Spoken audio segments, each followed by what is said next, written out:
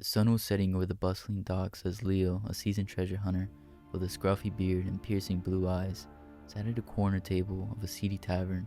He nursed a glass of rum, staring intently at the faded parchment spread before him, a map unlike anything he'd ever seen before. The lines were jagged, drawn by an unsteady hand, and at its center lay an uncharted island, surrounded by swirling patterns and strange symbols. "This can't be real," Leo muttered to himself. He'd found the map in the depths of an old sea chest during his last expedition, buried beneath worthless trinkets. He'd spent weeks studying it, cross-referencing every modern navigation chart he could find. The island didn't exist in any of them. "It's a myth," his first mate Callum had said when he showed it to him. "A sailor's tale to scare off fools." But Leo knew better. His instincts, honed in over the years of treasure hunting, told him that this was different. This was real. And if the map was accurate, it led to a place no one had ever reached, a place untouched by modern explorers. The tavern door creaked open, and a tall, lanky man with a scar running down his cheek stepped inside. It was Finn, one of the best navigators Leo had ever worked with. Behind him trailed two more crew members, Mara, a tough-as-nails diver, and Thomas, the brawny deckhand who'd saved Leo's life more times than he could count. "You called us here for a reason, Leo," Finn said, dropping into the chair across from him. "What's this all about?" Leo tapped the map with a grin. "This," he said, "it's our next adventure. An uncharted island off every known map. A place lost to time, filled with ruins and treasure from an ancient civilization." Mara leaned in, her eyes wide with excitement. "If this is real, it could be the biggest find of our lives." "It is real," Leo insisted, folding the map carefully. "We set sail at dawn, but there's something you need to know. I've heard whispers, stories of ships that found this place and never returned." Finn chuckled, his scar stretching into a smirk. "When has this ever stopped us?" Leo's smile faltered, but he forced himself to push away the unease. He chased treasure his entire life, through storms and shipwrecks, and he wasn't about to let a few ghost stories deter him now. "We leave at dawn," he said, his voice firm. "Pack what you need. This could be the journey of a lifetime." As the crew dispersed, Leo glanced back at the map one last time. The lines seemed to pulse under the dim tavern light, like veins carrying the lifeblood of a forgotten world. He couldn't shake the feeling that they were about to uncover something far greater and far more dangerous than they had ever bargained for. The sea was calm as a ship, the siren's call cut through the waves.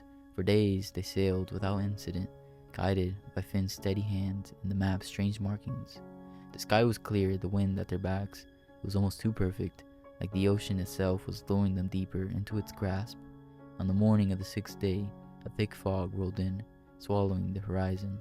The crew gathered at the bow, peering into the swirling mist. Leo squinted, trying to make out a shape in the distance. "There," Thomas shouted, pointing. A dark outline emerged from the fog, a jagged, mountainous island rising out of the sea like a sleeping giant. "That's it," Leo whispered. "We found it." The crew cheered, but their excitement quickly turned to silence as they approached the shore. The beach was littered with remains of old ships, rotting hulls, and splintered masts jutting out of the sand like bones. The air felt heavy, charged with an unnatural stillness. "This place gives me the creeps," Mara muttered, tightening her grip on her diving knife. Leo stepped onto the shore, his boots sinking into the wet sand. He felt a shiver run through him, like he stepped into another world. The map had led them here, but it hadn't prepared them for this. An island that felt alive, watching them with unseen eyes. They ventured inland, hacking through the dense jungle and climbing over ancient, moss-covered ruins. Strange carvings covered the stone walls, depicting scenes of rituals and offerings. But the deeper they went, the more unsettling it became. The terrain seemed to shift beneath their feet, as if the island itself was stretching, bending reality to keep them from reaching its heart. "We've been walking for hours," Callum said, wiping sweat from his brow. "It feels like we're going in circles." Finn pulled out his compass, frowning.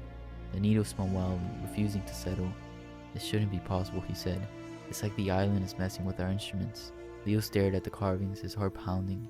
They depicted a figure larger than the others, surrounded by twisted shapes. It looked like a god, trapped within a cage of stone and roots.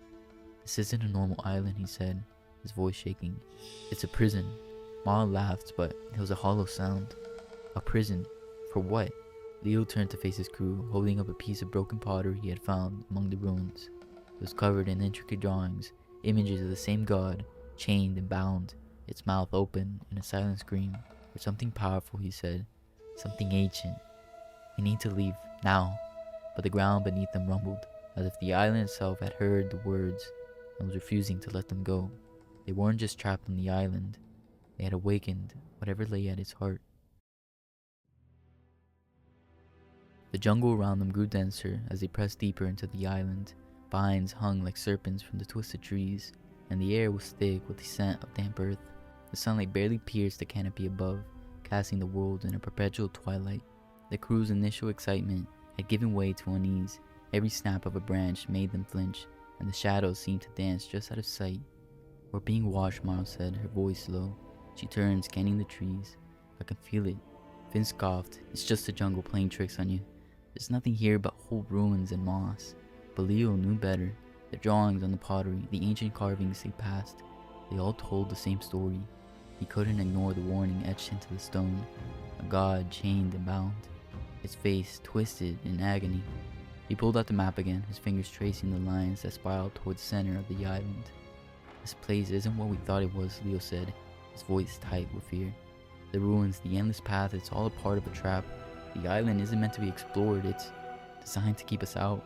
Callum, normally the calmest of the group, looked pale. "A trap? For what?" Leo held up the piece of pottery, showing them the drawing of the god, chained and screaming. "For this," he said, "the island isn't just land, it's a cage, a prison built by an ancient civilization. They couldn't kill the god, so they trapped it here, warping reality to keep anyone from freeing it."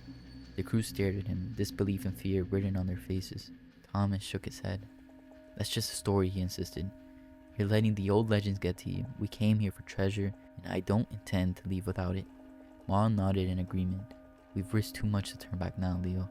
There has to be something here. Gold, artifacts, something worth all of this." Leo felt a surge of anger.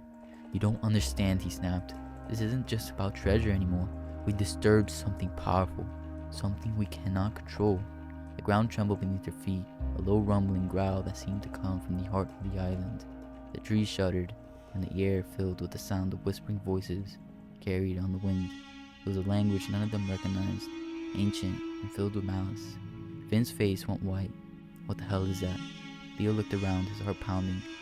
"The god," he whispered. "It's awake." Mara gripped her knife, her knuckles white. "We need to keep moving. The center of the island. That's where the treasure will be. We just need to get there before it's too late." Leo opened his mouth to argue, but the whispers grew louder, filling his ears, drowning out his thoughts. He knew in that moment that they were already too late. The island had them in its grip, and it wasn't letting them go. The ruins at the heart of the island were unlike anything they had ever seen before. Massive stone pillars jutted out of the ground, half buried in the jungle floor, carved with intricate symbols and depictions of the imprisoned god. The air was cold, and an unnatural wind whipped through the clearing, carrying with it the faint scent of smoke and ash. Leo approached the stone altar at the center of the ruins, his heart heavy with dread. The altar was covered in offerings, jewels, gold coins, and artifacts from different cultures. It was a collection of treasures from explorers who had come before them, drawn by the same promise of wealth and glory. Mara's eyes lit up as she reached for a golden idol, her fingers trembling with excitement. "Look at this," she breathed. "We found it. We finally found the treasure." "Don't touch it," Leo shouted. But it was too late. Her hand closed around the idol, and a blinding light erupted from the altar, throwing her back. She hit the ground hard, gasping for breath. "What the hell was that?" Callum yelled, stepping back. Leo grabbed Mara's arm, pulling her to her feet. "I told you," he said, his voice shaking. "The treasure is cursed. It's part of the trap. If we take anything from here, we'll never leave the island." Thomas clenched his fist. "You're just trying to scare us, Leo. We spent years chasing this, and I'm not walking away empty-handed." He lunged forward, grabbing a handful of gold coins. The ground beneath them shook violently, and the air was filled with a deafening roar. The sky darkened, and the whispering voices turned into screams. Finn dropped to his knees, clutching his head. "We have to go," he shouted. "We have to leave now." But it was too late. The ruins began to collapse, and the stones crumbling into dust. The trees around them twisted and wreathed, their roots breaking through the ground, wrapping around the crew's legs like iron chains. Leo tried to pull Thomas free, but the roots tightened, dragging him down. "Let go of the treasure," Leo screamed. "It's the only way." Thomas's eyes were wide with terror, but he refused to release the coins. "I can't," he whispered. "I can't let it go." With a final wrenching pull, the roots dragged him under, the screams fading into the earth. Mara and Callum were next, their bodies swallowed by the vines as they clutched the stolen gold. Leo was the last one standing, fell to his knees, tears streaming down from his face as he watched his friends disappear. "I'm sorry," he whispered. The ground stopped shaking and the voices fell silent. He was alone. The silence was absolute. Leo stood alone in the ruins, the remains of his crew buried beneath the earth. The treasure lay scattered around him, untouched now, gleaming in the faint light of the setting sun. It no longer looked like wealth, it looked like a curse. He dropped to his knees, his body racked with sobs. He had led them here. His greed, his obsession, it cost him everything. He chased the promise of gold and glory, and it had swallowed them whole. The wind picked up again, carrying with it the faint whisper of the god's voice. It was softer now, almost gentle, as if it were thanking him for their new offerings. "You wanted the treasure," the voice seemed to say, "but the true prize was your freedom, and now it's mine." Leo pushed himself to his feet, his legs shaking. He couldn't stay here.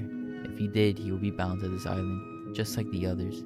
He turned and ran, the jungle parting before him, as if it were showing him the way out. He stumbled onto the beach, gasping for breath. The siren's call was still anchored in the bay, its sails fluttering in the wind. He climbed aboard, casting one last look back at the island.